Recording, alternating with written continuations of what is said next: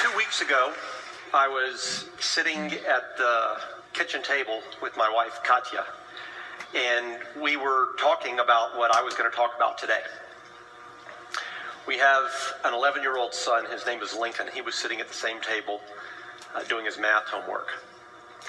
And during a pause in my conversation with Katya, I looked over at Lincoln, and I was suddenly thunderstruck by a recollection of a client of mine. My client was a guy named Will. He was from North Texas. He never knew his father very well because his father left his mom while she was pregnant with him.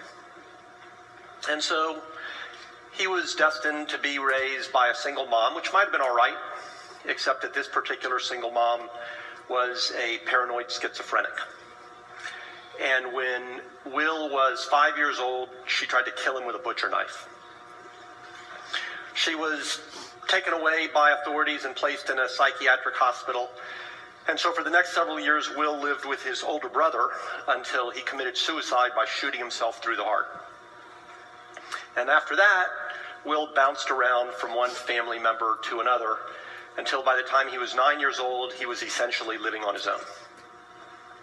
That morning that I was sitting with Katya and Lincoln, I looked at my son and I realized that when my client Will was his age, he'd been living by himself for 2 years.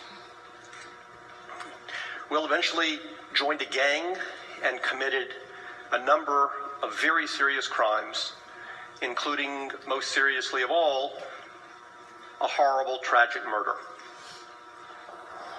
And Will was ultimately executed as punishment for that crime.